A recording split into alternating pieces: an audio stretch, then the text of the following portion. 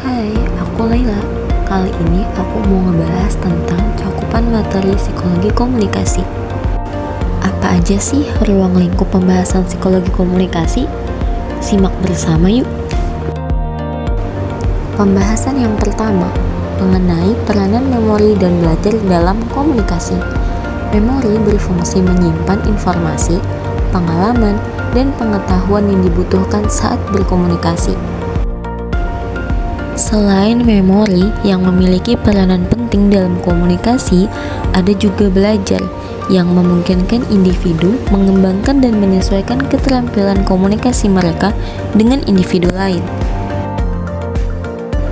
Memori dan belajar memainkan peranan penting dalam komunikasi yang efektif. Kombinasi antara memori dan belajar memungkinkan komunikasi menjadi lebih lancar, adaptif, dan relevan sesuai dengan konteks. Selanjutnya, pembahasan yang kedua mengenai penyesuaian diri dalam komunikasi dan interaksi sosial. Dalam komunikasi, penyesuaian diri sangat penting untuk membangun hubungan yang harmonis, menghindari konflik, dan menciptakan komunikasi yang efektif. Individu yang mampu menyesuaikan diri cenderung lebih fleksibel, empatik, dan peka terhadap perbedaan budaya atau latar belakang sosial, sehingga lebih mudah diterima dalam berbagai kelompok sosial. Sebagai contoh, dalam kehidupan sehari-hari, kita menjumpai kepribadian seseorang yang berbeda-beda. Ada yang koleris, pragmatis, sanguinis, dan juga melankolis. Ada pula yang ekstrovert dan ada pula yang introvert. Maka dari itu, kita harus pandai menyesuaikan diri dengan lawan bicara atau komunikan agar komunikasi tetap terhubung secara efektif. Selanjutnya, pembahasan ketiga mengenai sistem komunikasi kelompok dan faktor-faktor yang mempengaruhi. Dari sudut pandang psikologi komunikasi, sistem komunikasi kelompok adalah proses pertukaran informasi, ide, dan pesan di antara anggota kelompok untuk mencapai tujuan bersama. Sistem ini mencakup pola komunikasi, peran anggota, norma kelompok, dan dinamika interaksi yang terjadi dalam kelompok. Klasifikasi kelompok berdasarkan intensitas hubungan sosial dan interaksi antar anggota. Yang pertama ada kelompok primer. Kelompok primer adalah kelompok kecil yang anggotanya memiliki hubungan yang erat, intim, dan bersifat personal. Contoh, keluarga, sahabat dekat, dan kelompok bermain. Yang kedua ada kelompok sekunder.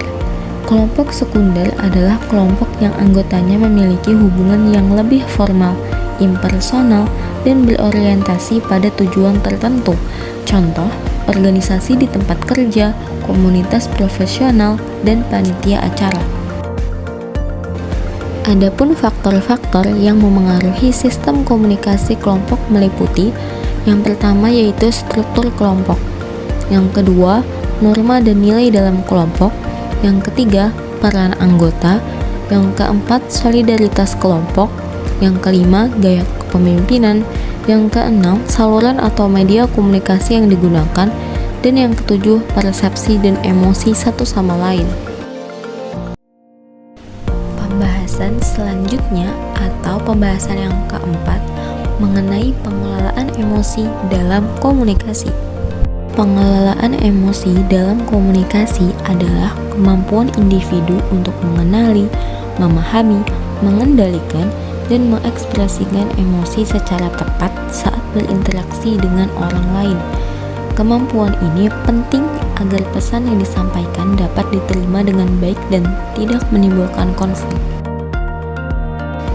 Adapun aspek pengelolaan emosi dalam komunikasi yaitu diantaranya adalah yang pertama yaitu kesadaran emosi atau emotional awareness. Yang kedua yaitu pengendalian diri atau self-regulation. Yang ketiga yaitu motivasi positif atau positive motivation. Yang keempat yaitu empati atau empathy. Yang kelima keterampilan sosial atau social skills. Memasuki pembahasan kelima yaitu tentang ruang lingkup kepribadian dan komunikasi. ID, ego, dan superego adalah tiga unsur yang membentuk kepribadian manusia. Konsep ini pertama kali dikemukakan oleh Sigmund Freud. ID merupakan hal yang mendasari personalitas seseorang. ID dapat dipresentasikan sebagai kebutuhan dasar alamiah, seperti makan, minum, dan seksual.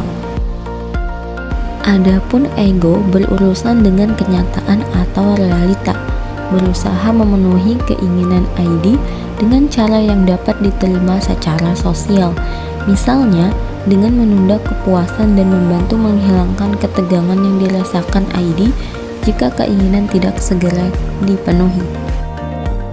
Sedangkan superego merupakan aspek moral dari suatu kepribadian yang didapat dari pengasuhan orang tua atau norma-norma dan nilai-nilai di dalam masyarakat, dan didasarkan pada moral dan penilaian tentang benar maupun salah.